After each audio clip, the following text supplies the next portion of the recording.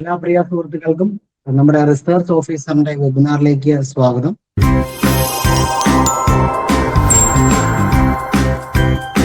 നമ്മുടെ റിസർച്ച് ഓഫീസറുമായിട്ട് ബന്ധപ്പെട്ട് വലിയ ആശങ്കയിലാണ് വിദ്യാർത്ഥി സമൂഹങ്ങൾ, അല്ലെ? വിദ്യാർത്ഥികളെല്ലാം വലിയ ആശങ്കയിലാണ് നിൽക്കുന്നത്.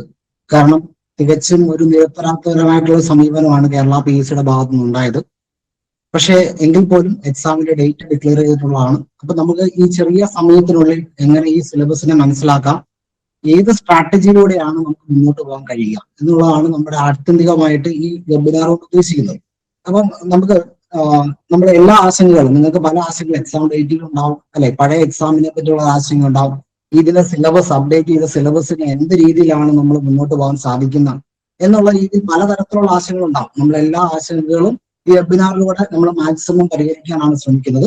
തീർച്ചയായിട്ടും നിങ്ങൾ ഈ വെബിനാർ മുഴുവൻ കംപ്ലീറ്റ് ചെയ്യാൻ ശ്രമിക്കുക. കാരണം ആത്യന്തികമായിട്ട് എല്ലാ തരത്തിലും നിങ്ങളുടെ ആശങ്കകളെ മാത്രം നൽകിക്കൊണ്ടാണ് നമ്മൾ മുന്നോട്ട് പോകുന്നത്. അപ്പൊ തീർച്ചയായിട്ടും നമുക്ക് ഏതൊരു എക്സാമിന്റെയും ആദ്യത്തെ ചട്ടക്കൂട് എന്ന് പറയുന്നത് അതിന്റെ പ്രീവിയസ് ബാക്കപ്പ് എന്താണ് പരീക്ഷ, അല്ലെ? കഴിഞ്ഞു പോയ പരീക്ഷയെ പറ്റി കൃത്യമായിട്ട് മനസ്സിലാക്കുക, കൃത്യമായിട്ട് അതിൽ നിന്ന് എന്തൊക്കെ ലേൺ ചെയ്യാൻ പറ്റുന്നുണ്ടോ അത് മനസ്സിലാക്കിയെടുക്കുക, അല്ലെ? അതിൽ നിന്ന് നമ്മൾ മുന്നോട്ട് പോകാൻ വേണ്ടി ശ്രമിക്കുക എന്നുള്ളതാണ്. അപ്പൊ പ്രീവിയസ് എക്സാം ഡീറ്റെയിൽസ് പലപ്പോഴും പലർക്കും കുറെ ആളുകൾക്ക് ഇതിനകത്തൊരു ഫസ്റ്റ് എൻട്രി സ്ട്രാറ്റജി ഉള്ളവരാണ്. കാരണം നേരത്തെ തന്നെ പഠിച്ചു തുടങ്ങിയവരാണ്, നേരത്തെ തന്നെ സിലബസ് കൃത്യമായിട്ട് മനസ്സിലാക്കിയതാണ്, ഈ പരീക്ഷയെ പറ്റി കൃത്യമായിട്ട് മനസ്സിലാക്കിയവരാണ്. പക്ഷെ കുറെ അധികം ആളുകൾക്ക് നോട്ടിഫിക്കേഷൻ വന്ന് അല്ലെങ്കിൽ കൺഫർമേഷൻ വന്നതിന് ശേഷം എക്സാമിനെ പറ്റി മനസ്സിലാക്കിയവരുണ്ട്. അപ്പൊ അതുകൊണ്ട് തന്നെ പഴയ അല്ലെങ്കിൽ കഴിഞ്ഞ എക്സാമിനെ പറ്റി നമുക്കൊരു ചെറിയ വിശദീകരണം കൊടുത്ത് പോകാം, അല്ലെ? ഇവിടെ സ്കെയിൽ ഓഫ് പേയിലൊക്കെ വലിയ മാറ്റമുണ്ട്. വളരെ അട്രാക്റ്റീവ് സ്കെയിൽ ഓഫ് പേയിലാണ് പുതിയ നോട്ടിഫിക്കേഷൻ വന്നത്. നമുക്ക് മനസ്സിലാക്കേണ്ട പ്രധാനപ്പെട്ട കണ്ടന്റ് എന്ന് പറയുന്നത്, അല്ലെ, 138/2020 കാറ്റഗറി കോഡ് എക്സാം വിളിച്ചത് റിസർച്ച് ഓഫീസർ.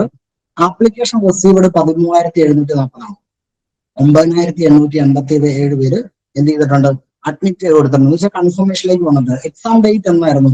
30/11/2021. ഇനി റാങ്ക് ലിസ്റ്റ് എന്നാണ് നിലയിൽ വന്നത്? 2023. ഫസ്റ്റ് റാങ്കുകാരുടെ മാർക്ക് വളരെ ഇമ്പോർട്ടന്റ് ആണ്. 55.67 മാർക്കാണ്. അതില് ടെസ്റ്റ് അല്ലെങ്കിൽ ഈ OMR എക്സാമിൽ നിന്ന് കിട്ടിയ മാർക്ക് എന്ന് പറയുന്നത്, അല്ലെ, എക്സാമിൽ നിന്ന് കിട്ടിയ മാർക്ക് എന്ന് പറയുന്നത് 42.67. ഇന്റർവ്യൂന്ന് കിട്ടിയ മാർക്ക് സ്വാഭാവികമായിട്ട് നിങ്ങൾക്ക് അറിയാം, ഈ എക്സാം എന്ന് പറയുന്നത് ഇന്റർവ്യൂ കൂടെ ആഡ് ചെയ്തിട്ടാണ് ഫൈനൽ മാർക്കിലേക്ക് വരുന്നത്. 13 മാർക്കാണ്. ഹയസ്റ്റ് സ്കോർ ആണ് ഇന്റർവ്യൂവിൽ, അല്ലെ? 13 മാർക്ക് എന്നൊക്കെ പറയുന്നത് ഹയസ്റ്റ് സ്കോർ ആണ്. അപ്പൊ അതെല്ലാം വാങ്ങിച്ചുകൊണ്ടാണ് ആ ഉദ്യോഗാർത്ഥി ഫസ്റ്റ് റാങ്കിലേക്ക് നിലവിൽ വന്നത്. അപ്പൊ സ്വാഭാവികമായിട്ട് ഫസ്റ്റ് റാങ്കുകാരന്റെ എന്താണ് മാർക്ക് നമ്മൾ നോക്കണം, അല്ലെ? 42.67 മാർക്കാണ് നിൽക്കുന്നത്, അല്ലെ? യെസ്, ഫൈനൽ മാർക്ക് അല്ല, ഇന്റർവ്യൂ ഉൾപ്പെടാത്ത മാർക്ക്.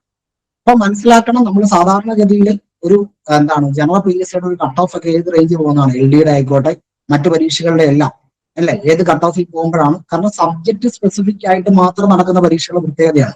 HSST പരീക്ഷകളിലൊക്കെ നമ്മൾ കാണുന്നതാണ് ഈ കട്ട് ഓഫ് എന്ന് പറയുന്നത് വളരെ കുറവായിരിക്കും. കാരണം എന്ന് വെച്ചാൽ വളരെ ഡീറ്റെയിൽഡ് ആയിട്ടുള്ള സബ്ജക്റ്റ് ആണ് അവിടെ ചോദിക്കുന്നത്. അതുകൊണ്ട് തന്നെ സാധാരണഗതിയിൽ കട്ട് ഓഫ് എന്ന് പറയുന്നത് കുറവാണ്, അല്ലെ?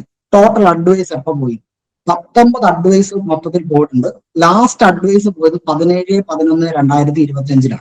ഇത്രയും കാര്യങ്ങൾ നമുക്ക് തീർച്ചയായിട്ടും കേരള PSCയുടെ ഔദ്യോഗികമായിട്ടുള്ള വെബ്സൈറ്റിൽ നമുക്ക് കിട്ടുന്ന വിവരങ്ങളാണ്. നമ്മൾ വളരെ ഇമ്പോർട്ടന്റ് ആയിട്ടുള്ള സൂചന അവിടെ തരുന്നുണ്ട്. എന്താണ്? ഷോർട്ട് ലിസ്റ്റ് പബ്ലിഷ് ചെയ്യുമ്പോൾ തീർച്ചയായിട്ടും അവിടെ കട്ട് ഓഫ് മാർക്കും പറഞ്ഞിട്ടുണ്ട്. ഈ പരീക്ഷയുടെ തന്നെ കട്ട് ഓഫ് മാർക്ക് എത്രയാണ്? 33.67 ആണ്, അല്ലെ? കട്ട് ഓഫ് മാർക്ക് എന്ന് പറയുന്നത്. അപ്പൊ കട്ട് ഓഫ് മാർക്കും അവിടെ എന്താണ് സാധാരണഗതിയിൽ ഉള്ളതിനേക്കാൾ, സാധാരണ PSCയുടെ ജനറൽ പരീക്ഷയിനേക്കാൾ കുറച്ചുകൂടെ കുറവ് കട്ട് ഓഫ് ആണ്, അല്ലെ? ഇതെല്ലാം ചൂണ്ടിക്കാണിക്കുന്നത് ഈ എക്സാമിന്റെ സബ്ജക്റ്റിലുള്ള അല്ലെങ്കിൽ സബ്ജക്ട് എത്രമാത്രം ഡീറ്റെയിലിംഗ് ആയിട്ടാണ്, സബ്ജക്ട് എത്രമാത്രം നിലവാരമുള്ള രീതിയിലാണ് ചോദിക്കുന്നത് എന്നുള്ളതാണ് ഈ പറയുന്ന രീതിയിൽ കട്ട് ഓഫ് കുറയുന്നത്. അപ്പൊ അവിടുത്തെ ക്വാളിഫിക്കേഷൻ ഇതൊക്കെ നമുക്ക് ഇനിയിപ്പോ പ്രത്യേകിച്ച് വലിയ പ്രയോജനം ഇല്ലെങ്കിൽ പോലും നമ്മളൊന്ന് മനസ്സിലാക്കി വെക്കുന്നതിന്റെ അടിസ്ഥാനത്തിൽ പറയുന്നത് മാത്രമേ ഉള്ളൂ. എക്കണോമിക്സ്, സ്റ്റാറ്റിക്സ്, മാത്തമാറ്റിക്സ്, അല്ലെ? സ്റ്റാറ്റിക്സ് 40 മാർക്കിൽ നിന്നുണ്ടായിരുന്നു, എക്കണോമിക്സ് 30 മാർക്കിൽ നിന്നുണ്ടായിരുന്നു, മാത്തമാറ്റിക്സ് 20 മാർക്കിൽ നിന്നുണ്ടായിരുന്നു. നിങ്ങൾ മനസ്സിലാക്കണം, GK, കറണ്ട് അഫയേഴ്സ്, റിനൈസൻസിന്റെ ഭാഗത്തുനിന്ന് 10 മാർക്ക് ഉണ്ടായിരുന്നു. അപ്പൊ സ്വാഭാവികമായിട്ടും ഈ 42.67 മാർക്ക് മേടിച്ച ഒരാൾക്ക് സംബന്ധിച്ചോളം 10 മാർക്കിന്റെ ഒരു ഇൻഫ്ലുവൻസ് ഉണ്ടായിട്ടുണ്ട്, ഇല്ലെന്ന് നമുക്ക് പറയാൻ പറ്റില്ല. പക്ഷെ ഈ പരീക്ഷയുടെ പ്രത്യേകത എന്താണ്? ഈ പരീക്ഷയുടെ പ്രത്യേകത എന്ന് പറയുന്നത് ഈ പറയുന്ന ജനറൽ നോളജ് പാർട്ടില്ല, ഈ പറയുന്ന കറണ്ട് അഫയേഴ്സിന്റെ പാർട്ടില്ല, ഈ പറയുന്ന റിനൈസൻസിന്റെ പാർട്ടില്ല. ഏകദേശം ഒരു 1.5 മാസം മുമ്പാണെന്ന് തോന്നുന്നു, അല്ലെ, IPLSന്റെ എന്താണ് നിതിൻ സാറുമായിട്ട് സംസാരിച്ച സമയത്ത് സാറ് പറഞ്ഞായിരുന്നു. സാറേ ഞാൻ പറഞ്ഞു, നമ്മളൊരു കൊമേഴ്സ് അധ്യാപനം എന്നുള്ള രീതിയിൽ ഞാൻ പറഞ്ഞു, സാറേ കുട്ടികൾക്ക് ഭയങ്കരമായ ആശങ്കയുണ്ട്. ഈ കൊമേഴ്സ് ഇവരിങ്ങനെ എന്താണ് ഈ പറയുന്ന രീതിയിൽ നോട്ടിഫിക്കേഷനിലൊക്കെ വെച്ചിട്ടുണ്ട്, കൊമേഴ്സുകാർക്ക് അപ്ലൈ ചെയ്യാം. പക്ഷെ ഈ സിലബസ് വന്നപ്പോൾ നമ്മളെ കൂടെ ഉൾക്കൊള്ളിക്കായിരുന്നല്ലോ എന്നൊരു ചോദ്യമാണ്. അപ്പൊ സാറ് പറഞ്ഞത്, സാറേ ഈ 10 മാർക്കൊക്കെ മാറ്റിയിട്ട് എല്ലാ എല്ലാ ഭാഗത്തും 4 സബ്ജക്റ്റുകൾക്കും എന്ത് ചെയ്താൽ മതി, ഈ തുല്യമായിട്ട് അങ്ങ് ഡിവൈഡ് ചെയ്താൽ മതി എന്ന രീതിയിൽ സാറ് അപ്രോച്ച് പറഞ്ഞു. കൃത്യമായിട്ട് അതേ രീതിയിലാണ് എന്ത് പറയുന്നത്, കേരള PSCയുടെ ഈ അപ്ഡേറ്റഡ് സിലബസ് വന്നപ്പോൾ അതേ രീതിയിലാണ് വന്നത്. അപ്പൊ ഞാൻ അത് കഴിഞ്ഞപ്പോഴേ സാറിനോട് ഞാൻ സംസാരിച്ചതാണ്, സാർ പറഞ്ഞ രീതിയിൽ തന്നെയാണല്ലോ ഈ അപ്ഡേറ്റ് സിലബസ് വന്നത് എന്നുള്ളതാണ്. ഇത് 2 രീതിയിലുണ്ടെങ്കിൽ പ്രശ്നമുണ്ട് അല്ലെ. കുറെ ആളുകൾക്ക് അവസരം കിട്ടാതിരുന്ന കുറെ ആളുകൾക്ക് അവസരം കിട്ടി അല്ലെ. എങ്ങനെ കിട്ടി? അപ്ഡേറ്റഡ് സിലബസ് വന്നപ്പോൾ. അതോടൊപ്പം തന്നെ നേരത്തെ തുടങ്ങിയ ആളുകൾക്ക് കുറെ ആശയങ്ങളും സംഭവിച്ചു. ഇതാണ് പ്രശ്നം അല്ലെ. ഇതിന്റെ അകത്തൊരു നീതി എന്ന് പറയുന്നത് എന്താണ്, ജസ്റ്റിസ്ഫൈഡ് ആയിട്ടുള്ള നീതി എന്ന് പറയുന്നത് കുറച്ചും കൂടെ സമയം കേരള PSCയുടെ ഭാഗത്ത് നമുക്ക് തരാറുണ്ട്. പക്ഷെ ആ എക്സാം ഡേറ്റിന്റെ ഭാഗത്തുനിന്ന് ഒരു രീതിയിലുള്ള എന്താണ് കോംപ്രമൈസും നൽകാതെ പെട്ടെന്ന് ഒരു സിലബസ് ഒരു സുപ്രഭാതത്തിലേക്ക് തരികയും അത് നിങ്ങൾ ഇങ്ങനെ പഠിച്ചോ എന്ന് പറയുന്നതിന്റെ അകത്താണ് പ്രശ്നം അല്ലെ. പക്ഷെ നമ്മളെ സംബന്ധിച്ചോളം അല്ലെ, നമുക്ക് ആ തരത്തിൽ ഇങ്ങനൊരു സംവിധാനം വന്നു, നമുക്കൊരു അപ്ഡേറ്റ് സിലബസ് വന്നു. തീർച്ചയായിട്ടും നമുക്ക് ഇനിയുള്ള സമയത്തെ ക്രിയാത്മകമായിട്ട് പ്രയോഗിക്കുക എന്നുള്ളതിനപ്പുറത്തേക്ക് ഇനി അതിന്റെ ഞങ്ങൾക്ക് ഭയങ്കരമായ പ്രശ്നം ഉണ്ടായത്, ഞങ്ങൾക്ക് ഇങ്ങനെ കുറെ ബുദ്ധിമുട്ടുകൾ അതിന്റെ ഭാഗത്തുനിന്ന് ഉണ്ടായി, അങ്ങനെയുള്ള ആശങ്കകൾക്ക് അപ്പുറത്തേക്ക് എന്ത് സ്ട്രാറ്റജിയാണ് നമുക്ക് ഇനി മുന്നോട്ട് വെക്കാനുള്ളത്, ഏത് രീതിയിലുള്ള പഠനമാണ് അല്ലെങ്കിൽ ഏത് രീതിയിലുള്ള അപ്രോച്ചാണ് പോകേണ്ടത്. നിങ്ങൾക്ക് ഈ സിലബസ് കാണുമ്പോൾ അറിയാം. ഒരു കാര്യം നിങ്ങൾക്ക് ഉറപ്പാണ്, ഇത് മുഴുവനും എടുത്തു വെച്ചിട്ട് ഈ സമയം കൊണ്ട് കംപ്ലീറ്റ് ചെയ്യാൻ പറ്റുമോ അല്ലെ. ഇത് മുഴുവൻ എടുത്തിട്ട് കംപ്ലീറ്റ് ചെയ്യാൻ പറ്റുമോ? ഇപ്പൊ കൊമേഴ്സുകാരെ സംബന്ധിച്ചോളം HSST പരീക്ഷ കഴിഞ്ഞു, കേരള ഫിനാൻഷ്യൽ കോർപ്പറേഷൻ ഒരു പരീക്ഷ കഴിഞ്ഞു, ഇപ്പൊ ഈ വരുന്ന അസിസ്റ്റന്റ് പരീക്ഷയുണ്ട്. ഇവിടെയൊക്കെ ഈ സിലബസിന്റെ പല ഭാഗങ്ങൾ അവർ ചർച്ച ചെയ്യെങ്കിൽ പോലും ഇത്രയും ഫുൾ ഡീറ്റെയിലിംഗ് ആയിട്ടൊന്നും എല്ലാ സിലബസിന്റെയും കൂടെ ഒരു ആകത്തുക എന്നുള്ള രീതിയിലാണ് വെച്ചിരിക്കുന്നത്. എന്ന് പറയുമ്പോൾ എന്താണ്, ഈ സമയത്തിനുള്ളിൽ നമ്മൾ നല്ല രീതിയിൽ വർക്ക് ചെയ്തെങ്കിൽ മാത്രമേ നമുക്ക് ഓടിയെത്താൻ പറ്റുള്ളൂ. അപ്പൊ അവിടെ ഒരു സ്ട്രാറ്റജി നമുക്ക് ആവശ്യമാണ്. ആ സ്ട്രാറ്റജി എന്താണെന്നുള്ളതാണ് നമ്മളിവിടെ ചർച്ച ചെയ്യുന്നത്, പ്രത്യേകിച്ച് കൊമേഴ്സ് അല്ലാത്ത ആളുകൾക്ക്.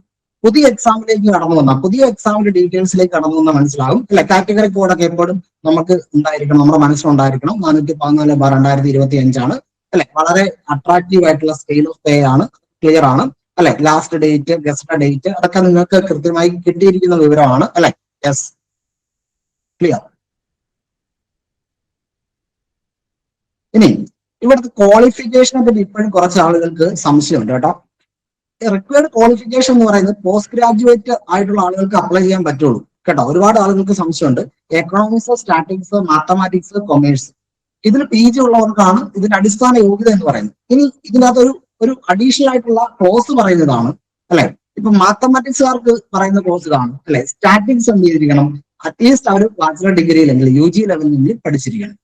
കൊമേഴ്സുകാരോട് പറയുന്നത് എന്താണ്, സ്റ്റാറ്റിക്സോ ബിസിനസ് സ്റ്റാറ്റിക്സോ അരിത്തമെറ്റിക് സ്റ്റാറ്റിക്സോ എന്ത് ചെയ്യണം, UG ലെവലിലെങ്കിലും അറ്റ്ലീസ്റ്റ് UG ലെവലിലെങ്കിലും നമ്മൾ പഠിച്ചിരിക്കണം. ഇപ്പൊ NG യൂണിവേഴ്സിറ്റിയുടെ സിലബസിൽ എന്തുണ്ട്, ബിസിനസ് സ്റ്റാറ്റിക്സ് നമ്മൾ ഡിഗ്രി ലെവലിൽ തന്നെ പഠിക്കുന്നതാണ് അല്ലെ. വളരെ എന്താണ് എനിക്ക് തോന്നുന്നു കേരളത്തിലുള്ള എല്ലാ യൂണിവേഴ്സിറ്റികളിലും എന്തുണ്ട്, ഈ സിലബസിന്റെ BCom സിലബസിന്റെ ഭാഗത്ത് സ്റ്റാറ്റിക്സ് ഒക്കെ ഉണ്ട് അല്ലെ. വളരെ അപൂർവമായിട്ടും അങ്ങനെയൊക്കെ ഇല്ലാണ്ട് വരുന്നുള്ളൂ. പക്ഷെ മിക്കവാറും ആളുകളൊക്കെ ബിസിനസ് സ്റ്റാറ്റിക്സ് പഠിക്കുന്നുണ്ട് സിലബസിന്റെ ഭാഗമായിട്ട്. അപ്പൊ ആ തരത്തിലുള്ള ആശങ്കകളൊക്കെ അവിടെ കുറവാണ്. പക്ഷെ നമ്മൾ തന്നെ അസസ് ചെയ്ത് നോക്കിയാൽ മതി. നമ്മൾ ഡിഗ്രി തലത്തിൽ നമ്മൾ ബിസിനസ് സ്റ്റാറ്റിക്സ് അല്ലെങ്കിൽ സ്റ്റാറ്റിക്സ്, അരിത്തമെറ്റിക് സ്റ്റാറ്റിക്സ് ഒക്കെ കൊമേഴ്സുകാർ ഡിഗ്രി തലത്തിൽ അറ്റ്ലീസ്റ്റ് ഡിഗ്രി തലത്തിലെങ്കിലും പഠിച്ചിട്ടുണ്ടോ എന്ന് ഉറപ്പുവരുത്തിയാൽ മതി. യെസ്, തീർച്ചയായിട്ടും. ഇത് NG യൂണിവേഴ്സിറ്റിയുടെ ഭാഗത്തു നിന്നൊക്കെ ആണെങ്കിൽ തീർച്ചയായിട്ടും ബിസിനസ് സ്റ്റാറ്റിക്സ് ഉണ്ട്, അതിന് തന്നെ ഒരു പേപ്പർ അവർക്കുണ്ട്. Okay, yes. ഇനി എവിടെയാണ് ഈ നീതികേട്? നിങ്ങളൊന്ന് ആലോചിക്കണം. ഈ നോട്ടിഫിക്കേഷൻ അല്ലെങ്കിൽ ഈ ഗസറ്റ് നോട്ടിഫിക്കേഷൻ വന്ന് ഈ എക്സാമിന് അപ്ലൈ ചെയ്ത ആളുകൾ എത്ര നമ്പറാണെന്ന് അറിയോ? 24,415 പേരാണ് ഈ പരീക്ഷയ്ക്ക് അപ്ലൈ ചെയ്തത്. പക്ഷെ ഇതിന് കൺഫർമേഷൻ കൊടുത്തത് എത്ര പേരാണെന്നറിയോ? 11,751 പേരാണ് കൺഫർമേഷൻ കൊടുത്തത്. നിങ്ങൾ ആലോചിക്കണം, ഏകദേശം 5,664 പേര് എന്ത് ചെയ്തിട്ടുണ്ട്, ഇതിന് കൺഫർമേഷൻ കൊടുത്തിട്ടില്ല. എന്ന് പറഞ്ഞു കഴിഞ്ഞാൽ ഈ പുതിയ സിലബസ് അപ്ഡേറ്റ് ചെയ്യാത്തതുകൊണ്ടാണ്. കൊമേഴ്സുകാരിലാണ് ഈ ഭൂരിഭാഗം, ഈ 5,664 എന്ന് പറയുന്നത് എന്താണ്, ബഹുഭൂരിപക്ഷം ആളുകളും കൊമേഴ്സ് ബാക്ക്ഗ്രൗണ്ട് ഉള്ളവരാണ്. ഒരു നോട്ടിഫിക്കേഷനകത്ത് ഒരു ക്വാളിഫിക്കേഷൻ പറയുന്നു, ആ സിലബസ് പറയുമ്പോൾ ആ ക്വാളിഫിക്കേഷൻ ഉള്ളവർക്ക് എന്തെങ്കിലും പഠിക്കാനുള്ള സിലബസ് ഇല്ല. ആലോചിക്കുക, അങ്ങനെയാണ് ഈ പറയുന്ന വലിയ സംഖ്യ ആളുകൾ എന്ത് ചെയ്തിട്ടില്ല, കൺഫർമേഷൻ കൊടുത്തിട്ടില്ല. ഇതെന്താണ്? ഇതൊരു കാരണവശാലും ന്യായീകരിക്കാൻ പറ്റാത്തതാണ്, നീതികേടാണ്. ഇനി ഇവർക്ക് അപ്ലൈ ചെയ്യാനുള്ള സാഹചര്യമില്ല. അല്ലെ? യെസ്. അപ്പൊ ഇതിന്റെ അടിസ്ഥാനത്തിൽ അപ്ലൈ ചെയ്തവരോ എന്തോ ഒരു ലക്കിന്റെ ബേസിൽ അപ്ലൈ ചെയ്തു എന്ന് പറയാൻ പറ്റുള്ളൂ. PSC അങ്ങനെ ലക്കിന്റെ ബേസിലൊന്നും പോകേണ്ടതല്ല. എല്ലാവർക്കും എന്ത് ചെയ്യണം, എന്താണോ അടിസ്ഥാന ക്വാളിഫിക്കേഷൻ പറഞ്ഞ ഗസറ്റഡ് നോട്ടിഫിക്കേഷൻ ഇറക്കിയത്, ആ ഗസറ്റഡ് നോട്ടിഫിക്കേഷൻ അടിസ്ഥാനത്തിലുള്ള എന്താണ് എല്ലാ ആളുകൾക്കും എന്ത് ചെയ്യാൻ പറ്റണം, ആ പരീക്ഷ എഴുതാനും അല്ലെ അതിന്റെ റിസൾട്ട് വന്ന് അവർ മുന്നിൽ വരുവാണെങ്കിൽ അവർക്ക് ജോലി കിട്ടാനുള്ള അവകാശമുണ്ട്. പക്ഷെ ഇവിടെ എന്തുണ്ടായിട്ടുണ്ട്, ഒരു നിരത്തരാതരമായ സമീപനം ഉണ്ടായിട്ടുണ്ട് ചില ഉദ്യോഗസ്ഥരുടെ ഭാഗത്തുനിന്ന്. നമുക്ക് പറയാതിരിക്കാൻ പറ്റത്തില്ല. കാരണം 5664 പേര് എന്ത് ചെയ്തിട്ടുണ്ട്, ഈ പരീക്ഷയ്ക്ക് കൺഫർമേഷൻ കൊടുത്തിട്ടില്ല. അതിൽ ബഹുഭൂരിപക്ഷം ആളുകളും കൊമേഴ്സ് ബാക്ക്ഗ്രൗണ്ട് ഉള്ള കുട്ടികളാണ് അല്ലെ? അപ്പൊ രണ്ട് നീതികേട് വന്നു. ഒന്ന്, ഈ കുട്ടികൾക്ക് എന്താണ് അപ്ലൈ ചെയ്യാൻ പറ്റാത്ത ഒരു സാഹചര്യം വന്നു. രണ്ട്, ഇതുവരെ പഠിച്ച ആളുകൾക്ക് ഇനി എന്ത് ചെയ്യണം, ഈ പറയുന്ന അപ്ഡേറ്റഡ് സിലബസിലെ ഭാഗങ്ങളെല്ലാം പഠിക്കേണ്ടതായി വന്നു. അഡീഷണൽ ആയിട്ട് 25 മാർക്ക് ഈ തരത്തിലും വന്നു, 10 മാർക്ക് ഒഴിവാക്കുകയും ചെയ്തു. ഇതാണ് നിലവിലത്തെ അവസ്ഥ എന്ന് പറയുന്നത്. അപ്പൊ ഈ അവസ്ഥയിൽ നിന്നുകൊണ്ട് നമുക്ക് എങ്ങനെയാണ് മുന്നോട്ട് പോകാൻ പറ്റുന്നത്? ഓക്കെ, മാർക്ക് ഡിസ്ട്രിബ്യൂഷൻ നിങ്ങൾക്ക് അറിയാം ഏകദേശം അല്ലെ? എക്കണോമിക്സ് 25, മാത്തമാറ്റിക്സ് 25, സ്റ്റാറ്റിക്സ് 25, കൊമേഴ്സ് 25, അങ്ങനെ 100 മാർക്കിലുള്ള പരിപാടികൾ അവർ ഒപ്പിച്ചിട്ടുണ്ട്. അതിലൊന്നും ഒരു പ്രശ്നമില്ല അല്ലെ? എല്ലാ വിഷയങ്ങൾക്കും ഒരേ പരിഗണനയാണ് കൊടുത്തത്. അത് സന്തോഷം. നിങ്ങൾ മനസ്സിലാക്കേണ്ടത്, ഞാനൊരു കൊമേഴ്സ് വിദ്യാർത്ഥിയാണെങ്കിൽ ഈ പറഞ്ഞിരിക്കുന്ന ബാക്കി 3 സബ്ജക്റ്റിൽ എനിക്ക് എങ്ങനെ മാർക്ക് അഡീഷണൽ സ്കോർ ചെയ്യാൻ പറ്റും? നേരത്തെ നമുക്ക് എല്ലാവർക്കും അഡീഷണൽ സ്കോർ ചെയ്യാൻ പറ്റുന്ന ഏറ്റവും ഫലപ്രദമായ വേഗം ഏതായിരുന്നു? 10 മാർക്കായിരുന്നു അല്ലെ? നമ്മുടെ സബ്ജക്റ്റും പിന്നെ 10 മാർക്കും നോക്കായിരുന്നു. ഇത്രയും പറയുന്ന എക്കണോമിക്സ്, മാത്തമാറ്റിക്സ്, സ്റ്റാറ്റിക്സ്, കൊമേഴ്സ്, ഇതിലെ കിങ് ആരാണ്? കിങ് തീർച്ചയായിട്ടും മാത്തമാറ്റിക്സുകാരനാണ്. കാരണം മാത്തമാറ്റിക്സ് ബാക്ക്ഗ്രൗണ്ട് ഉള്ള ഒരാൾക്ക് എന്ത് ചെയ്യാം, സ്റ്റാറ്റിക്സിലേക്ക് എൻ്റർ ചെയ്യാം, പ്രശ്നമൊന്നുമില്ല. ഓക്കെ, മാത്തമാറ്റിക്സുകാരന് ഈ സ്റ്റാറ്റിക്സിന്റെ പേപ്പർ പഠിച്ചെടുക്കുക എന്ന് പറയുന്നത് വലിയ പ്രശ്നമുള്ള കാര്യങ്ങളൊന്നുമില്ല. ഓക്കെ, പക്ഷെ മാത്തമാറ്റിക്സുകാരന് കൊമേഴ്സിലേക്ക് ജമ്പ് ചെയ്യുക എന്ന് പറഞ്ഞു കഴിഞ്ഞാൽ അത് അല്പം ബുദ്ധിമുട്ടുള്ള കാര്യമാണ്. കാരണം മാത്തമാറ്റിക്സും കൊമേഴ്സും, എന്റെ മകന് കണക്ക് എളുപ്പമാണ് അതുകൊണ്ട് ഞാൻ കൊമേഴ്സ് എടുത്തു എന്ന് പറയുന്ന ഒരുപാട് മാതാപിതാക്കൾ ഉണ്ടായിരുന്നു. പക്ഷെ കണക്കും കൊമേഴ്സും തമ്മിൽ ഒരു ബന്ധമില്ല. അതാണ് അതിന്റെ റിയാലിറ്റി എന്ന് പറയുന്നത്. നമ്മൾ അവിടെ നമ്പറുകൾ ഉപയോഗിക്കുന്നതിനപ്പുറത്തേക്ക് വേ ഓഫ് അപ്രോച്ച് ഒക്കെ ടോട്ടലി ഡിഫറെന്റ് ആണ്. അപ്പൊ ഇവിടെ വരുന്ന കാര്യം എന്ന് പറയുന്നത്, മാത്തമാറ്റിക്കൽക്കാരന് 25 മാർക്ക് മേടിക്കുന്ന മാത്തമാറ്റിക്സുകാരന് കൊമേഴ്സുകാരന്റെ 25 മാർക്കിൽ എത്ര മാർക്ക് കരസ്ഥമാക്കാൻ പറ്റും? ഓക്കെ, ഒരു എക്കണോമിക്സ് പഠിക്കുന്ന ഒരാൾക്ക്, ഇവിടെ എക്കണോമിക്സും കൊമേഴ്സും തമ്മിൽ റിലേഷൻ ഉണ്ട്, വളരെ ഇമ്പോർട്ടന്റ് ആണ്. കൊമേഴ്സിലെ പല ഭാഗങ്ങളും കൊമേഴ്സുകാർ പഠിക്കുന്ന സമയത്ത് എക്കണോമെട്രിക്സ് ഒഴിവെ, ഇപ്പൊ അപ്ഡേറ്റഡ് സിലബസിലൊക്കെ എക്കണോമെട്രിക്സ് കൂടെ ആഡ് ചെയ്തിട്ടുണ്ട്. എങ്കിൽ പോലും എക്കണോമിക്സിന്റെ ഒരു ഭൂരിഭാഗം കാര്യങ്ങൾ അറ്റ്ലീസ്റ്റ് ഒരു ബേസ് ആർക്കുണ്ട്, ഈ പറയുന്ന കൊമേഴ്സുകാർക്കുണ്ട്. ഞാൻ ആ സ്ട്രാറ്റജി നിങ്ങൾക്ക് മനസ്സിലാവുന്നുണ്ടല്ലോ അല്ലെ? സ്ട്രാറ്റജി പറയുന്നത് മനസ്സിലാവുന്നുണ്ടല്ലോ? Okay, yes. അപ്പൊ സ്റ്റാറ്റിക്കാരന്റെ അപ്രോച്ച് നോക്കണം. സ്റ്റാറ്റിക്സ് ഈ പറയുന്ന സബ്ജക്റ്റുകളിൽ ഏതാണ് അവരുടെ കോർ എലമെന്റ് ആയിട്ട് പഠിച്ചിരിക്കുന്നത്? പ്രത്യേകിച്ച് സ്റ്റാറ്റിക്സുകാരൻ കൊമേഴ്സ് പഠിക്കാനുള്ള സാധ്യത വളരെ കുറവാണ്. അപ്പൊ ഇവിടെ ഒരു റാങ്ക് മേക്കിംഗ് ഫാക്ടർ ആയിട്ട് ഇവിടെ നിൽക്കുന്നുണ്ട്, കൊമേഴ്സ് നിൽക്കുന്നുണ്ടെന്നുള്ളതാണ് അതിന്റെ ഒരു ജെന്യുവൻ ആയിട്ടുള്ള റീസൺ എന്ന് പറയുന്നത്. അപ്പൊ ഈ കൊമേഴ്സ് എന്ന് പറയുന്ന സബ്ജക്റ്റിനെ, ഈ കൊമേഴ്സിൽ PG ഉള്ള കുട്ടികൾ, അതുപോലെ തന്നെ മറ്റ് സബ്ജക്റ്റുകളിൽ PG ഉള്ള എക്കണോമിക്സ്, മാത്തമാറ്റിക്സ്, സ്റ്റാറ്റിക്സിൽ PG ഉള്ള കുട്ടികൾ എങ്ങനെ ഈ സബ്ജക്റ്റ് പഠിക്കും? അതാണ് നമ്മുടെ സ്ട്രാറ്റജി എന്ന് പറയുന്നത്. ഇപ്പൊ ഇവിടെ 25 മാർക്കിനാണോ പഠിക്കേണ്ടത്? അല്ല. ഇവിടെ ഒന്ന് നിങ്ങളുടെ സബ്ജക്ട് സ്റ്റാർട്ട് ചെയ്യുകയാണെങ്കിൽ നിങ്ങൾ 25 മാർക്കിന് നന്നായിട്ട് പഠിക്കണം. അത് എണ്ണയിട്ട യന്ത്രം പോലെ ഈ സമയത്തിനുള്ളിൽ നിങ്ങൾ പഠിച്ചിരിക്കണം, അത് ഉറപ്പാണ്. പക്ഷേ ഈ 25 മാർക്ക് നിങ്ങൾ പഠിക്കുന്നതോടൊപ്പം തന്നെ മറ്റ് 75 മാർക്കിൽ ഏതൊക്കെ മാർക്ക് സേവ് ചെയ്യാം, അല്ലെങ്കിൽ ഏതൊക്കെ മാർക്ക് എനിക്ക് മേടിക്കാം എന്ന് നിങ്ങൾ ചിന്തിക്കണം, പരിശോധിക്കണം. ഓക്കെ, അതെങ്ങനെയാണെന്നുള്ളത് നമ്മളിപ്പോ പറയും. ക്ലിയർ? പറയുന്നത് മനസ്സിലാവുന്നുണ്ടല്ലോ അല്ലെ? ക്ലിയർ ആവുന്നുണ്ടല്ലോ? പറയുന്നത് മനസ്സിലാവുന്നുണ്ടല്ലോ? ഓക്കെ, യെസ്, ക്ലിയർ ആണല്ലോ? പറയുന്നത് മനസ്സിലാവുന്നുണ്ടല്ലോ? ഓക്കെ, അപ്പൊ ഇത് കൊമേഴ്സിന്റെ സിലബസ് ആണ് കേട്ടോ. കൊമേഴ്സ് സിലബസ് നിങ്ങൾ ഇതിനകത്ത് വേറെ എന്താണ് മറ്റേ വൈദികവാദം എന്നൊക്കെ പറയുന്ന പോലെ വലിയ പ്രശ്നങ്ങളിലേക്കൊന്നും കടന്നു പോകേണ്ട ആവശ്യമില്ല. ഇവിടെ മൊഡ്യൂൾ 1 ഫിനാൻഷ്യൽ അക്കൗണ്ടിങ് ആണ്, സോൾ ട്രേഡിംഗ് കൺസേൺ ആണ്. ഞാൻ ഈ മറ്റു ഡിസിപ്ലിൻ ഉള്ളവരെയാണ് കൂടുതൽ കോൺസെൻട്രേറ്റ് ചെയ്യുന്നത് കേട്ടോ. ഇതുണ്ടോ, ഇവിടെ ഈസി, മോഡറേറ്റ്, ഹാർഡ് എന്ന് പറഞ്ഞ് തിരിച്ചിട്ടുണ്ട്. ഇതിൽ ഹാർഡ് എന്ന് പറയുന്നത് നിങ്ങൾ തൽക്കാലം ഈ പരീക്ഷയ്ക്ക് വേണ്ടി പിടിക്കണ്ട. ആര് പിടിക്കണ്ട? കൊമേഴ്സ് അല്ലാത്ത മറ്റ് സബ്ജക്റ്റുകാർ പിടിക്കണ്ട. കാരണം ഈ സമയത്തിനുള്ളിൽ നിങ്ങൾക്ക് ഈ പറയുന്ന കോൺസെപ്റ്റുകളൊന്നും ഓടിയെത്തില്ല. കാരണം ഇതിനൊക്കെ എല്ലാം ബേസിക് ആയിട്ടുള്ള എന്ത് വേണം, നിങ്ങൾക്ക് +1 +2 ഡിഗ്രിയിൽ ഒരു ബാക്ക്ഗ്രൗണ്ട് ഒക്കെ ഉണ്ടെങ്കിൽ മാത്രമേ ഈ പറയുന്ന പോർഷൻസുകൾ, നമ്മളിപ്പം മൊഡ്യൂൾ 1 നമ്മൾ എത്രയായിട്ട് തിരിക്കുന്നു? 8 ടോപ്പിക്കായിട്ട് നമ്മൾ തിരിക്കുക, 8 സബ് യൂണിറ്റ് ആയിട്ട് നമ്മൾ തിരിക്കുക. അവിടെ അക്കൗണ്ടിങ് കൺസെപ്ഷൻ ഫ്രെയിംവർക്ക് എന്ന് പറയുന്നത് കണ്ടോ? യെസ്, ഇത് കുറച്ചും കൂടി ഈസിയാണ്. എന്തുകൊണ്ടാണ് ഈസി ആവാൻ പറയാൻ കാരണം കണ്ടോ, ഇവിടെ കണ്ടോ എല്ലാം തിയറട്ടിക്കൽ ബേസ് ചെയ്തിട്ടുള്ള സാധനങ്ങളാണ്. അതായത് ലേമാന് വായിച്ച് മനസ്സിലാക്കാൻ പറ്റുന്ന സാധനങ്ങളേ ഉള്ളൂ ഏത് ഈ ടോപ്പിക് 1 അപ്പൊ ലേമാൻ എന്ന് പറയുന്നത് വേറെ ഡിസിപ്ലിൻ ഉള്ള ഒരാൾക്ക് പോലും നമ്മൾ ഇപ്പൊ കണ്ടിട്ടുണ്ട് അല്ലെ, ഇപ്പൊ നമുക്ക് ഡിഗ്രി തലത്തിലും PG തലത്തിലൊക്കെ കാണാം, നമുക്ക് വേറെ എന്താണ് കോഴ്സുകൾ എടുത്ത് വേറെ സെമസ്റ്റർ അല്ലെ വേറെ സബ്ജക്റ്റുകൾ എടുത്ത് പഠിക്കാൻ പറ്റുന്ന ഓപ്പൺ കോഴ്സ് സംവിധാനങ്ങളൊക്കെ ഉണ്ട്. എന്ന് പറയുന്ന പോലെ അക്കൗണ്ടിങ് കൺസെപ്റ്റ് ആൻഡ് ഫ്രെയിംവർക്ക്, ഞാൻ പറയുന്നതിന്റെ കോൺസെപ്റ്റ് നിങ്ങൾക്ക് മനസ്സിലാവുന്നുണ്ടല്ലോ അല്ലെ. ഈ മൊഡ്യൂൾ 1 ഈ ടോപ്പിക്ക്, ഈ ഫസ്റ്റ് ടോപ്പിക് എന്ന് പറയുന്നത് ക്ലിയർ ആണല്ലോ അല്ലെ, വോയിസ് എല്ലാം ഓക്കെ ആണല്ലോ? യെസ്. ഈ ടോപ്പിക്ക് ഒരു ലേമാന് പഠിച്ചെടുക്കാൻ പറ്റും, കാരണം ഇതിനകത്ത് കുറച്ച് കൺസെപ്റ്റുകൾ വരുന്നുണ്ട്. ആ കൺസെപ്റ്റുകളൊക്കെ ശരിയായ ക്ലാസ് കിട്ടിക്കഴിഞ്ഞാൽ കൃത്യമാണ് നിങ്ങൾക്ക്. ഇവിടെ അക്കൗണ്ടിങ് പ്രിൻസിപ്പൾസ് ആൻഡ് കൺവെൻഷൻസ് ഇത് നിങ്ങൾക്ക് പഠിച്ചെടുക്കാൻ പറ്റും. കാരണം ഇതൊക്കെ കോൺസെപ്റ്റ് ആണ്. കാരണം വെച്ചാൽ നമ്മളിപ്പോ എന്താണ് ഒരു സബ്ജക്ട്, ഒരു പുതിയ സബ്ജക്ട് പഠിക്കുകയാണ് കേട്ടോ. അതിന്റെ അടിത്തറ എന്ന് പറയുമല്ലോ, അടിത്തറ ബേസിക്സ് ആണ്. ആ ബേസിക് ആണ്. അത് നിങ്ങൾക്ക് ഒരു വായനയിലൂടെയും ഒരു നല്ല ക്ലാസ് കിട്ടിയാൽ നിങ്ങൾക്ക് തീർച്ചയായിട്ടും അത് മനസ്സിലാവും. പ്രത്യേകിച്ച് നിങ്ങൾക്ക് ഇതിനെല്ലാം പ്രാക്ടിക്കൽ ആപ്ലിക്കേഷൻ ഉണ്ട്. അതായത് ഒരു എന്താണ് നിങ്ങളുടെ സമൂഹത്തിലുള്ള ചില ബിസിനസ് സ്ഥാപനങ്ങളും ഒക്കെ ആയിട്ട് നിങ്ങൾക്ക് സങ്കല്പിച്ചുകൊണ്ട് മനസ്സിലാക്കാൻ പറ്റുന്ന കാര്യങ്ങളാണ് കേട്ടോ. പക്ഷെ അക്കൗണ്ടിങ് സൈക്കിളൊക്കെ വരുമ്പോൾ എന്തായി, കുറച്ചും കൂടെ അഡ്വാൻസ് സാധനങ്ങൾ വന്നു. Preparation of final account, depreciation account, changes in depreciation method, rectification of errors, suspense account, ഇതൊക്കെ ബേസ് ഉള്ള ആളുകളെ സംബന്ധിച്ചോളം സസ്പെൻസ് അക്കൗണ്ട് കുറച്ചും കൂടി സിമ്പിൾ ആണ്, അതുകൊണ്ടാണ് ഈസി വേ ഇട്ടത്.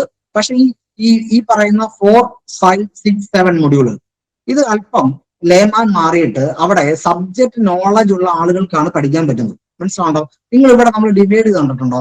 ഓരോ ടോപ്പിക്കിലെ കീ കൺസെപ്റ്റ് ഏതാണ് എന്ന് നമ്മൾ സ്ട്രെസ് ചെയ്യണം. അതിലെ ഇമ്പോർട്ടന്റ് പോയിന്റ് ഏതാണ് നമ്മൾ സ്ട്രെസ് ചെയ്യണം. അതില് എന്തൊക്കെ കൺസെപ്റ്റുകളാണ് സാധാരണഗതിയിൽ എക്സാം പോയിന്റ് ഓഫ് വ്യൂ ചോദിച്ചിട്ടുള്ളത് അത് നമ്മൾ സ്ട്രെസ് ചെയ്യണം. ഓക്കെ, അതില് തിയറട്ടിക്കൽ ആസ്പെക്റ്റിലുള്ള ക്വസ്റ്റ്യൻസുകൾ എത്രണ്ണം വരാൻ സാധ്യതയുണ്ട്, അതിൽ ന്യൂമറിക്കൽ ക്വസ്റ്റ്യൻസുകൾ എങ്ങനെയാണ്, അതിന്റെ എക്സാം ഫോക്കസ് നോക്കണം. ഓക്കെ, ഈ തരത്തിൽ ഒരു യൂണിറ്റിനെ നിങ്ങൾ എന്ത് ചെയ്യണം? ഹൈലൈറ്റ് ചെയ്യണം. നമ്മൾ അങ്ങനെയാണ് ഹൈലൈറ്റ് ചെയ്ത് പോകുന്നത് കേട്ടോ. നമ്മൾ അങ്ങനെയാണ് പഠിക്കാൻ വേണ്ടി പോകുന്നത്. ഇത് വളരെ പെട്ടെന്ന് പറയാം കേട്ടോ. ഇത് സ്ട്രാറ്റജിയാണ് നമ്മൾ പറയാൻ വേണ്ടി പോകുന്നത്. രണ്ടാമത്തെ module financial accounting and partnership accounts ആണ്. ഓക്കെ, ഈ ചാപ്റ്റർ എന്ന് പറയുന്നത് പൊതുവെ കുറച്ചും കൂടെ എന്താണ് കട്ടിയുള്ള ചാപ്റ്റർ ആണ്. കാരണം കൊമേഴ്സ് പഠിക്കുന്നവർക്ക് എല്ലാവർക്കും അറിയാം അല്ലെ, +1 +2 ബേസിക് ഇല്ലാതൊന്നും നമുക്കൊരു ഇത്ര സമയം കൊണ്ടൊന്നും നേടാൻ പറ്റുന്ന തരത്തിലുള്ള നോളജ് അല്ല. വളരെ ടെക്നിക്കൽ നോളജ് ഉള്ള സാഹചര്യമാണ് ഫിനാൻഷ്യൽ അക്കൗണ്ടിങ് മൊഡ്യൂൾ 2 വരുന്നത്. ഞാൻ പറയുന്നത് ഇതാണ്. പക്ഷെ ഈ ഫണ്ടമെന്റൽ ഓഫ് പാർട്ണർഷിപ്പ് ഡീഡ് എന്താണ്, ഓക്കെ, ആ തരത്തിൽ പാർട്ണർഷിപ്പുമായിട്ട് ബന്ധപ്പെട്ട ജനറൽ ആയിട്ട് ഇപ്പൊ നിങ്ങളിപ്പോ സയൻസ് ആയിക്കോട്ടെ, സ്റ്റാറ്റിക്സ് ബാക്ക്ഗ്രൗണ്ട് ആയിക്കോട്ടെ, അല്ലെങ്കിൽ മാത്തമാറ്റിക്കൽ ബാക്ക്ഗ്രൗണ്ട് ആയിക്കോട്ടെ, നിങ്ങൾ ഒരു പാർട്ണർഷിപ്പ് ഫേം നടത്തൂലോ. അപ്പൊ ആ പാർട്ണർഷിപ്പ് ഫേമുമായിട്ട് ബന്ധപ്പെട്ട നിയമം നിങ്ങൾ അറിയണമല്ലോ. ആ നിയമത്തെ പറ്റിയാണ് ഫണ്ടമെന്റൽ ഓഫ് പാർട്ണർഷിപ്പിൽ പറയുന്നത്. അത് പഠിക്കാം. മനസ്സിലാവുണ്ടോ? ക്യാപിറ്റൽ അക്കൗണ്ട്സും അത് തന്നെ. നിങ്ങൾക്ക് അതിന്റെ ഫണ്ടമെന്റൽ നിങ്ങൾക്ക് പഠിച്ചു പോകാൻ പറ്റും. പക്ഷെ അഡ്മിഷൻ, റീവാലുവേഷൻ, ഗുഡ്വിൽ എന്നൊക്കെ പറയുന്നത് കുറച്ചും കൂടെ സാങ്കേതികത്വം കൂടുതലാണ്. അതായത് ഞാൻ പറയുന്നത് നിങ്ങളുടെ 25 മാർക്ക് നിങ്ങൾ നന്നായിട്ട് പഠിക്കുക. മറ്റവന്റെ എന്ന് പറഞ്ഞാൽ മറ്റ് സബ്ജക്റ്റുകാരന്റെ 25 മാർക്കിൽ എത്ര മാർക്ക് ഏതൊക്കെ മൊഡ്യൂളുകളിൽ എനിക്ക് എന്ത് ചെയ്യാൻ പറ്റും? അടർത്തിയെടുക്കാൻ പറ്റും. അതാണ് ഞാൻ പഠിക്കേണ്ടത്. മനസ്സിലാണോ? അങ്ങനെ വരുമ്പോൾ ഈ ടോപ്പിക്കുകളെ അതിന്റെ പഠനത്തിന്റെ രീതി അനുസരിച്ച്, സ്വഭാവം അനുസരിച്ച് ഈസി എന്നും ഹാർഡ് എന്നും മോഡറേറ്റ് എന്നും നമ്മൾ തിരിക്കുക. ഇതൊക്കെ ആ ഈസിനെ നമ്മൾ എന്ത് ചെയ്യണം? ഫസ്റ്റ് പ്രയോറിറ്റി കൊടുക്കണം. അവിടെ നമ്മൾ എക്സാം ടിപ്പും കാര്യങ്ങളും എല്ലാം പറഞ്ഞു പോകുന്നുണ്ട് കേട്ടോ. പക്ഷെ നമ്മളെല്ലാം ടോട്ടാലിറ്റി പറഞ്ഞു പോകാൻ സാധിക്കാത്തതുകൊണ്ടാണ്. മറ്റ് 2 ഫാക്കൽറ്റീസിൽ നിൽക്കുന്നു. അവർക്കും അവരുടെ വിഷയങ്ങളായിട്ടുള്ള കാര്യങ്ങൾ നിങ്ങളോട് സംവേദിക്കാനുണ്ട്. അപ്പൊ അതുകൊണ്ട് നമ്മൾ വളരെ ഡീറ്റെയിലിംഗിൽ പോകുന്നില്ല. പക്ഷെ അതിന്റെ ഒരു ഓവറോൾ ഐഡിയ ഇതാണ്. ഇനി മൂന്നാമത്തെ മൊഡ്യൂളിലേക്ക് പോകുമ്പോൾ വീണ്ടും ഫിനാൻഷ്യൽ അക്കൗണ്ടിങ് വരുന്നു. അവിടെ പക്ഷെ ജോയിന്റ് സ്റ്റോക്ക് കമ്പനിയാണ്. പക്ഷെ ഇത് മൊത്തം ടെക്നിക്കലാണ്. ഇത് ടെക്നിക്കൽ പേപ്പറാണ്. ഒന്നും നമുക്ക് പ്രത്യേകിച്ച് അതർ ഡിസിപ്ലിൻ ഉള്ളവർക്ക് പെട്ടെന്ന് കയറി വന്ന് എടുക്കാൻ പറ്റില്ല.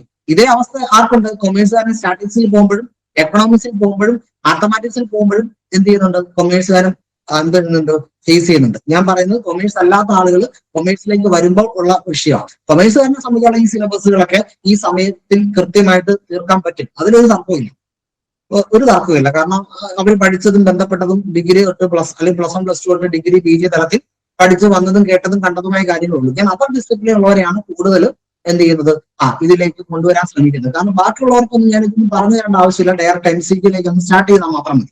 ഇനി നാലാമത്തെ നോട്ട് നോക്കിയാൽ അഡ്വാൻസ്ഡ് ഫിനാൻഷ്യൽ അക്കൗണ്ടിങ് ആണ്. കണ്ടോ, ഇവിടെ ഈസി ആയിട്ടുള്ള ടോപ്പിക് ഏതാ? ഒന്ന് അക്കൗണ്ടിങ് സ്റ്റാൻഡേർഡുകളാണ്.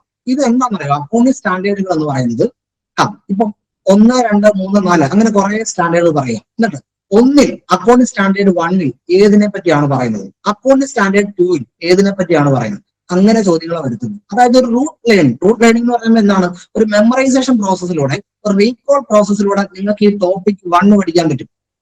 മനസ്സിലാണ്ടോ? ബാക്കിയൊന്നും പഠിക്കാൻ പറ്റില്ല എന്നുള്ളതല്ല, നിങ്ങൾക്ക് കൂടുതൽ പ്രിഫറൻസ് കൊടുക്കാൻ എങ്ങനെയാണെന്നുള്ളതാണ് നമ്മൾ പറയുന്നത്. സോഷ്യൽ റെസ്പോൺസിബിലിറ്റി ഓഫ് അക്കൗണ്ടിങ് കുറേയും കൂടെ എന്താണ്, കുറേയും കൂടെ ഈ പറയുന്ന തിയറിറ്റിക്കൽ പെർസ്പെക്റ്റീവ് എന്നുള്ള സാധനമാണ്. അതിന്റെ ഇമ്പോർട്ടൻസ്, ബെനിഫിറ്റ്, കമ്പോണൻസ് ഇതൊക്കെ നിങ്ങൾക്ക് ഒരു ലേമാൻ രീതിയിൽ വായിച്ച് മനസ്സിലാക്കാൻ പറ്റും. ഇനി ഇതിനകത്ത് എളുപ്പമുള്ള മൊഡ്യൂളുണ്ട് കേട്ടോ, എളുപ്പമുള്ള മൊഡ്യൂളുകളുണ്ട്. കോസ്റ്റ് അക്കൗണ്ടിങ് വരുമ്പോൾ മക്കളെ ടെക്നിക്കലാണ്. പക്ഷേ ഈ മാത്തമാറ്റിക്കലും സ്റ്റാറ്റിക്സിലൊക്കെ ഒരു ധാരണയുള്ളതുകൊണ്ട് ഈ എക്കണോമിക്സുകാർക്ക് കുറച്ച് അഡ്വാൻറ്റേജ് ഉണ്ട് കേട്ടോ. ചിലർ ഈ +1 +2 കൊമേഴ്സ് എടുത്തിട്ട് എന്ത് ചെയ്യുന്നുണ്ട്, BA എക്കണോമിക്സിലേക്കൊക്കെ ജമ്പ് ചെയ്തവരുണ്ട്. അവരെ സംബന്ധിച്ചുള്ള ഒരു ബേസ് ഉണ്ട് അക്കൗണ്ടൻസിക്ക്, അല്ലെ? അപ്പൊ അവർക്ക് കുറച്ച് ടെക്നിക്കാലിറ്റി അവിടെ കിട്ടും. ഈ കോസ്റ്റിംഗ് മെത്തേഡുകൾ, ബാച്ച് കോസ്റ്റിംഗ് എന്താണ്, കോൺട്രാക്ട് കോസ്റ്റിംഗ് എന്താണ്, പ്രോസസ്. ഇപ്പൊ നമ്മളൊരു ബ്രിഡ്ജ് പണിയുവാണ്, ഒരു പാലം പണിയുവാണെങ്കിൽ അത് കോൺട്രാക്ട് കോസ്റ്റിംഗ്. ഓക്കെ, അപ്പൊ ഓരോ എന്താണ് നമ്മുടെ സമൂഹത്തിൽ നടക്കുന്ന ഓരോ തരത്തിലുള്ള പ്രാക്ടീസിനെ വെച്ചിട്ട് നമുക്ക് എന്ത് ചെയ്യാം, ഈ കോസ്റ്റിംഗ് മെത്തേഡുകൾ പഠിക്കാൻ പറ്റും. Cost concept and classifications, fixed cost, variable cost, semi variable cost. സ്വല്പം നിങ്ങൾക്ക് സ്റ്റാറ്റിക്സ്, മാത്തമാറ്റിക്സ് ബാക്ക്ഗ്രൗണ്ട് ഉണ്ട്, അല്ലെങ്കിൽ കുറച്ച് മാത്തമാറ്റിക്കൽ ഏരിയയിൽ ബന്ധമുണ്ട്. ഇത് കുറച്ചും കൂടെ എക്കണോമിക്സുകാർക്കും എളുപ്പമായിരിക്കും, കാരണം അവരും എവിടെയെങ്കിലൊക്കെ പഠിച്ച സാധനങ്ങളാണ്. പക്ഷെ 3, 4, 5, 6, 7 ഒക്കെ എന്ന് പറഞ്ഞാൽ ടെക്നിക്കൽ ആസ്പെക്ട് ആണ്, ഹൈലി ടെക്നിക്കൽ ആണ്. അത് ടെക്നിക്കൽ ജാർഗൻസ് ആണ് അവിടെ കൂടുതൽ വരുന്നത്. അപ്പൊ ആ ഭാഗം വരുമ്പോൾ നമ്മൾ എന്ത് ചെയ്യണം, സ്വാഭാവികമായിട്ട് സ്കിപ്പ് ചെയ്യേണ്ടതായി വരും. ഓക്കെ, അടുത്തത് വീണ്ടും കോസ്റ്റിംഗ് ആണ്. കോസ്റ്റിംഗ് വരുമ്പോൾ എപ്പോഴും ടെക്നിക്കാണ് കേട്ടോ. ഇവിടെ costing technique and moderate practice ആണ്. ഇത് കുറച്ചും കൂടെ എന്താണ്, ഈ പറയുന്ന ഈ ഭാഗത്തെ topic 1 marginal costing and decision making, break even analysis, standard costing, budgetary control, ഇതൊക്കെ എന്താണ് കുറച്ചുകൂടെ ഹാർഡ് ടോപ്പിക് ആണ്. പക്ഷെ ഇവിടെ നിങ്ങൾക്ക് എളുപ്പമുള്ള ടോപ്പിക് ഉണ്ട്. ഉദാഹരണം പറഞ്ഞ് ജസ്റ്റ് ഇൻ ടൈം മാനേജ്മെന്റ് നിങ്ങൾ പഠിച്ചിട്ടുണ്ടാവും, അല്ലെ? വേസ്റ്റ് എന്താണ്, എലിമിനേഷൻ എന്താണ്, ലീൻ മാനുഫാക്ചറിങ് എന്താണ്, ഇതൊക്കെ കുറച്ചും കൂടെ കംഫർട്ടബിൾ ആണ്. ഞാൻ പറയുന്നത് ഇത്ര മാത്രമേ ഉള്ളൂ. ഒരു മൊഡ്യൂളിൽ നമ്മൾ അതിനെ ഡിഫറെന്റ് ടോപ്പിക് ആയിട്ട് തിരിക്കുന്നു. ഒന്നുകിൽ 10 ടോപ്പിക്കായിട്ടോ 8, 9 ടോപ്പിക്കായിട്ട് തിരിക്കുന്നു. ആ 8, 9 ടോപ്പിക്കിൽ ഒരു ലേമാന് എത്രത്തോളം മനസ്സിലാക്കാൻ പറ്റുന്ന ടോപ്പിക് ഉണ്ട്, അതിനെ നമ്മൾ പ്രയോറിറ്റൈസ് ചെയ്യുന്നു. അതിനെ കൂടുതൽ സമയം കൊടുത്തുകൊണ്ട്, അല്ലെങ്കിൽ കൂടുതൽ എന്താണ് ഇമ്പോർട്ടൻസ് കൊടുത്തുകൊണ്ട് പഠിക്കുന്നു. ആ തരത്തിലാകുമ്പോൾ എന്താ, നമ്മുടെ 25 മാർക്ക് നന്നായിട്ട് പോകുന്നു. മറ്റ് സബ്ജക്റ്റുകളെ ഈ തരത്തിൽ ഓരോ സിലബസിന്റെ ഓരോ മൊഡ്യൂളുകളെ ബ്രേക്ക് ചെയ്ത് അതിന്റെ പ്രയോറിറ്റി അനുസരിച്ച് പഠിച്ചു കഴിഞ്ഞാൽ, അതിന്റെ ഈസിനെസ് അനുസരിച്ച് പഠിച്ചു കഴിഞ്ഞാൽ നമുക്ക് എന്ത് കിട്ടും, ഈ സമയത്തിൽ നമുക്ക് ഉറപ്പായിട്ടും ഒരു സ്ട്രാറ്റജിക്കൽ അഡ്വാൻറ്റേജ് കിട്ടും. അതാണ് ഇതിനകത്ത് നമുക്ക് പറയാനുള്ളത്. അടുത്ത ഏഴാമത്തെ ചോദ്യം എന്ന് പറയുന്നത്, അല്ലെങ്കിൽ 7ാമത്തെ മൊഡ്യൂളിന്റെ ഭാഗങ്ങൾ എന്ന് പറയുന്നത് എന്താണ്, നിങ്ങൾക്ക് സിമ്പിൾ ആയിട്ട് മാർക്ക് മേടിക്കാൻ പറ്റും. അതായത് നിങ്ങൾ ഇന്ത്യയിൽ ജീവിക്കുന്നവരാണ്, അപ്പൊ നിങ്ങൾ എന്ത് ചെയ്യണം, ഇന്ത്യയിൽ നിലനിൽക്കുന്ന ടാക്സേഷനുമായിട്ട് ബന്ധപ്പെട്ട കാര്യങ്ങൾ അറിയണം. വളരെ സിമ്പിൾ ആണ്. കാരണം നിങ്ങളുടെ നിത്യജീവിതവുമായി ബന്ധപ്പെടുന്ന വിഷയങ്ങൾ ഇവിടെ ഉള്ളൂ, അല്ലെ? റെസിഡൻഷ്യൽ സ്റ്റാറ്റസ് ഉണ്ട്, ഇൻസിഡൻസ് ഓഫ് ടാക്സ് ഉണ്ട്, heads and computation of income ഉണ്ട്, ചാപ്റ്റർ 6A ഉണ്ട്. Okay, set off and carry forward losses ഉണ്ട്, മിനിമം ആൾട്ടർനേറ്റീവ് ടാക്സ് ഉണ്ട്, മാറ്റ് ഉണ്ട്, AMG ഉണ്ട്, അല്ലെ? അങ്ങനെ ഈ പറയുന്ന എല്ലാം എന്താണ് നിങ്ങൾക്ക് പഠിച്ചെടുക്കാൻ പറ്റും. ഈ 2 മാർക്ക് നിങ്ങൾക്ക് വീഴാൻ പറ്റും, ഒരു പ്രശ്നമില്ല. ഇത് ഇങ്ങനെയൊക്കെ കാണുമ്പോൾ ഇത് നമ്മൾ ഇതിന്റെ കീ കൺസെപ്റ്റിനെ എടുത്തിട്ടുണ്ട്, ഇതിനകത്ത് ഇമ്പോർട്ടൻസ് ഏതാണെന്ന് എടുത്തിട്ടുണ്ട്, അതിൽ തന്നെ ഫോർമുലാസ് നമ്മൾ എടുത്തിട്ടുണ്ട്, അതിൽ തന്നെ എക്സാമിന് എപ്പോഴും ഫോക്കസ് ചെയ്യുന്ന ഏരിയകൾ എടുത്തിട്ടുണ്ട്. അങ്ങനെ നമ്മൾ പോകുന്നുണ്ടാവട്ടെ ഇതെല്ലാം കൂടെ നിൽക്കുന്നത്. പഠിക്കുമ്പോൾ വളരെ സിമ്പിൾ ആണ്, നിങ്ങൾക്ക് പഠിച്ചെടുക്കാൻ പറ്റും. ഡയറക്റ്റ് ടാക്സേഷൻ എന്ന് പറയുന്നത് നിങ്ങൾക്ക് പഠിച്ചെടുക്കാൻ പറ്റും, ഒരു പ്രശ്നമില്ല. ഏത് ഡിസിപ്ലിൻ ഉള്ള ഒരാൾക്കും പഠിച്ചെടുക്കാൻ പറ്റും. കാരണം 7ാമത്തെ മൊഡ്യൂൾ വരുമ്പോൾ ആ മൊഡ്യൂളിലെ മുഴുവൻ ടോപ്പിക്കുകളും നിങ്ങൾ പഠിച്ചെടുക്കാൻ പറ്റും. 2 മാർക്കിന് നിങ്ങൾ എന്ത് ചെയ്തു, ഫൈറ്റ് ചെയ്തു. 2 മാർക്കിന് നിങ്ങളോട് ട്രൈ ചെയ്തു നന്നായിട്ട്, അല്ലെ? നോക്കണം. 8ാമത്തെ മൊഡ്യൂള് GST, നമ്മൾ നിരന്തരം നമ്മൾ കാണുകയും കേൾക്കുകയും നമ്മൾ ഇടപെടുകയും ചെയ്യുന്ന ഒന്നാണ് GST, അല്ലെ? GST, goods and service tax. ഈ പറയുന്ന എല്ലാ സാധനങ്ങളും, GSTയുടെ ഒബ്ജക്റ്റീവ്, GSTയുടെ ഫ്രെയിം വർക്കുകൾ, സാധാരണ ഇപ്പം PSCയുടെ പല ഭാഗത്തും എക്കണോമിക്സിന്റെ ഒക്കെ ഭാഗത്തും ഒക്കെ GST കാണാറുണ്ട്. ആ സെയിം സാധനങ്ങൾ തന്നെ. ഇവിടെ ഒന്നും ഒരു ടെക്നിക്കാലിറ്റി ഇല്ല. നിങ്ങൾക്ക് എന്തറിയണം, ഫാക്ട്സ് അറിയണം, നല്ല ഫാക്ട്സ്, നല്ല കണ്ടന്റ് അറിയണം, അത് കൃത്യമായിട്ട് മനസ്സിലാക്കണം, അത്ര തന്നെ. വളരെ സിമ്പിൾ ആണ്. ഏത് ഡിസിപ്ലിൻ ഉള്ള ഒരാൾക്കും നിങ്ങൾ ഒരു കാരണവശാലും വിട്ടുപോകരുത് module 8 goods and service tax, അല്ലെ? 2 മാർക്ക് തീർച്ചയായിട്ടും അവിടെ നേടിക്കാൻ സാധിക്കും. ഇനി മൊഡ്യൂൾ 9 വന്നാലും മാനേജറൽ എക്കണോമിക്സ് ആണ്. ആർക്കൊക്കെ പഠിക്കാം? കൊമേഴ്സുകാരും പഠിക്കും അല്ലെ? MA എക്കണോമിക്സ് കാരും തീർച്ചയായിട്ടും പഠിക്കുമല്ലോ. സ്റ്റാറ്റിക്സുകാരനും ഇതിൽ പറഞ്ഞിരിക്കുന്ന പല കാര്യങ്ങളെ പറ്റിയും ധാരണ ഉണ്ടാവും. ഓക്കെ, അപ്പൊ സ്വാഭാവികമായിട്ടും മൊഡ്യൂൾ 9 എന്ന് പറയുന്നത് കൂടെ കുറെ ആളുകൾക്ക് പഠിക്കാൻ പറ്റുന്ന ഒരു സാഹചര്യത്തിലേക്ക് വന്നു. മാത്തമാറ്റിക്സ് സിമ്പിൾ ആയിട്ട് പഠിച്ചെടുക്കാം കേട്ടോ. കാരണം ഇതിന്റെ അകത്ത് ആ പറയുന്ന ഒരു തരത്തിലും നിങ്ങളുടെ സബ്ജക്ട് വെച്ച് നോക്കുവാണെങ്കിൽ ഒരു തരത്തിലുള്ള ടെക്നിക്കാലിറ്റി ഇല്ല. പക്ഷെ കൊമേഴ്സിന്റെ ബേസ് കൺസെപ്റ്റ് ചോദ്യങ്ങളുണ്ട്, അതായത് ബേസ് സിലബസ് ഉണ്ട്. അതാണ് നമ്മൾ ആദ്യം കണ്ടത്. ഇപ്പൊ കോസ്റ്റിംഗ് ടെക്നിക്കുകൾ, അതോടൊപ്പം തന്നെ ഈ കോർപ്പറേറ്റ് അക്കൗണ്ടിങ്, ഫിനാൻഷ്യൽ അക്കൗണ്ടിങ് ഒക്കെ വരുമ്പോൾ കുറച്ചും കൂടെ ടെക്നിക്കലാണ്. അത് നിങ്ങൾക്ക് പെട്ടെന്ന് ഒരു ദിവസം നിങ്ങൾ കയറി എന്ത് ചെയ്യാൻ പറ്റില്ല, പഠിക്കാൻ പറ്റില്ല. അതാണ് പ്രശ്നം. പക്ഷെ ഇവിടെ പറയുന്ന മാനേജറിയൽ എക്കണോമിക്സിന്റെ ഭാഗം demand analysis and elasticity, production and cost analysis, pricing decision, market structure, ഇതൊക്കെ ഏതാണെന്നറിയോ? ഇതൊക്കെ +1 +2 നമ്മൾ പഠിക്കുന്ന സാധനങ്ങളാണ്. അപ്പൊ ആ നിലവാരത്തിലുള്ള സാധനങ്ങളേ ഉള്ളൂ. അതിന്റെ അപ്പുറത്തേക്ക് വലിയ പ്രശ്നങ്ങളൊന്നുമില്ല. വളരെ സിമ്പിൾ ആയിട്ട് 2 മാർക്ക് മേടിക്കാൻ പറ്റും. ഒരു പ്രശ്നമില്ല. മാനേജറിയൽ എക്കണോമിക്സ് ഏത് പെർസ്പെക്റ്റീവിലുള്ള ആളുകൾക്കും പഠിക്കാൻ പറ്റും. ഓക്കെ, ലാസ്റ്റ് മൊഡ്യൂൾ 10 എന്ന് പറയുന്നത് ലീഗൽ ഫ്രെയിംവർക്ക് ഓഫ് ബിസിനസ്. ഇത് ഞാൻ പറഞ്ഞു നമ്മുടെ നിത്യജീവിതവുമായിട്ട് ബന്ധപ്പെട്ട കാര്യങ്ങളാണ്. അപ്പൊ നിങ്ങൾ ഒരു കോൺട്രാക്ട് ഏർപ്പെടുവാണ്. ആ കോൺട്രാക്ട് എങ്ങനെയാണ് നിയമപരമാകുന്നത്? എ കോൺട്രാക്ട് എന്ന് പറയുന്നത് എന്താണ്? An agreement enforceable by law. അതാണ് ലോ മുഖാന്തരം അല്ലെ ഉണ്ടാവുന്ന ഒരു കോൺട്രാക്ട്, ഒരു എഗ്രിമെന്റ് ആണെങ്കിൽ അതെന്തായി? കോൺട്രാക്ട് ആയി. An agreement enforceable by law is known as contract. ശരിയല്ലേ? അപ്പൊ നിങ്ങൾ പലപ്പോഴും ഒരു കോൺട്രാക്ടിലേക്ക് വരുന്നുണ്ട് അല്ലെ? കോൺട്രാക്ടിലേക്ക് വരുന്നുണ്ട്. അപ്പൊ ആ കോൺട്രാക്ട് വരുമ്പോൾ അല്ലെ, ഒരാള് ഒരു സൈക്കിൾ കൊടുക്കാൻ വേണ്ടി പോകുന്നു, വേറൊരാൾ ആ സൈക്കിൾ എടുക്കാമെന്ന് തീരുമാനിക്കുന്നു, അവിടെ ഒരു കൺസിഡറേഷൻ വരുന്നു, ഒരു വാലിഡ് കോൺട്രാക്ട് ആകും. എന്താണ് വാലിഡ് കോൺട്രാക്ട്? എന്താണ് വോയിഡ് കോൺട്രാക്ട്? എന്താണ് വോയിഡബിൾ കോൺട്രാക്ട്? ഒരു കോൺട്രാക്ടിന് നിയമസാധ്യത ഇല്ലാത്തപ്പോൾ എപ്പോഴാണ്? ഒരു കോൺട്രാക്ട് നിയമസാധ്യതയിലേക്ക് വരുന്നത് എപ്പോഴാണ്? അതാണ് ഇവിടെ പറയുന്നത്. വളരെ സിമ്പിൾ ആണ്. അതായത് ലേമാന്റെ ഒരു സമൂഹത്തിൽ, ഈ ഇന്ത്യൻ സമൂഹത്തിൽ നമ്മൾ ജീവിക്കുമ്പോൾ നമ്മൾ മനസ്സിലാക്കേണ്ടതും കാണേണ്ടതും കേൾക്കേണ്ടതുമായ കാര്യങ്ങൾ മാത്രമല്ല ഇവിടെ. ക്ലിയർ? അവിടെ ഓഫർ എന്താണ്, അക്സെപ്റ്റൻസ് എന്താണ്? അപ്പൊ ഞാൻ ഇപ്പം എവിടെയാണ് ഓഫറിന്റെ അക്സെപ്റ്റൻസിന്റെ വാലിഡിറ്റി ഉള്ളത്? കൺസിഡറേഷന്റെ വാലിഡിറ്റി എവിടെയാണുള്ളത്? ഇപ്പം കൺസിഡറേഷൻ ഇല്ലാത്ത ഒരു കോൺട്രാക്റ്റും വാലിഡ് അല്ല എന്ന് പറഞ്ഞുകൊണ്ട് ഇല്ലീഗൽ ആയിട്ടുള്ള കൺസിഡറേഷൻ കൊടുക്കാൻ പറ്റുമോ? ഇല്ല. ആ തരത്തിൽ പ്രായോഗികമായിട്ട് മനസ്സിലാക്കേണ്ട കാര്യങ്ങൾ മാത്രമേ ഉള്ളൂ. പഠിച്ചെടുക്കാൻ വളരെ സിമ്പിൾ ആണ്. ഈ പറയുന്ന breach of contract, remedies of contract, special കോൺട്രാക്റ്റുകൾ, ഇതെല്ലാം ആ ടൈപ്പിൽ പോകുന്നതാണ്. പിന്നെ ഏജന്റ്, പ്രിൻസിപ്പൾ, റിലേഷൻഷിപ്പ്. ഇപ്പൊ നിങ്ങളുടെ വേണ്ടി വേറെ ആൾ എന്ത് ചെയ്യുന്നു? ഏജന്റ് ആയിട്ട് പ്രവർത്തിക്കുന്നു. അപ്പൊ അവിടുത്തെ നിയമസാധ്യത എന്താണ്? Sale of goods act. ഇപ്പൊ സെയിൽ എന്താണ്? പർച്ചേസ് എന്താണ്? സെയിലുമായിട്ട് ബന്ധപ്പെട്ട് ഒരു ബയർക്ക് ഉണ്ടാകുന്ന റൈറ്റുകൾ എന്താണ്? ഓക്കെ, കാവിന്റെ എൻഡോർ എന്നൊക്കെ പറഞ്ഞിട്ട് നമ്മൾ എന്താണ് പല ടെക്നിക്കൽ ടേംസുകളൊക്കെ അവിടെ പഠിക്കുന്നുണ്ട്. സെയിൽ ഓഫ് ഗുഡ്സ് ആക്ട് ഇത് തന്നെയാണ് നമ്മൾ അറിഞ്ഞിരിക്കേണ്ടതാണ്. നമ്മുടെ നിത്യജീവിതത്തിൽ നമ്മൾ അറിയുകയും മനസ്സിലാക്കുകയും ചെയ്യേണ്ടതാണ്. കമ്പനീസ് ആക്ട് അതുപോലെ തന്നെ. ഒരു കമ്പനി എന്താണ്? കമ്പനി തുടങ്ങുന്നത് എങ്ങനെയാണ്? കമ്പനിയുടെ ഷെയർ എന്താണ്? കമ്പനിയുടെ ഡയറക്ടേഴ്സ് എന്ന് പറഞ്ഞാൽ ആരാണ്? അവരുടെ ഡ്യൂട്ടീസ് എന്താണ്? അവരുടെ പെർഫോമൻസ് എന്താണ്? ലേമാൻ നോളജ് മാത്രം. കൺസ്യൂമർ പ്രൊട്ടക്ഷൻ ആക്ട് സിമ്പിൾ അല്ലേ? കൺസ്യൂമറിന്റെ പ്രൊട്ടക്ട് ചെയ്യേണ്ട റൈറ്റുകൾ എന്തൊക്കെയാണ് അല്ലെ? എന്താണ് മെക്കാനിസത്തിലൂടെയാണ്, അല്ലെങ്കിൽ ഡിസ്പ്യൂട്ട് റിഡ്രസൽ കമ്മീഷൻസുകൾ എന്തൊക്കെയാണ്?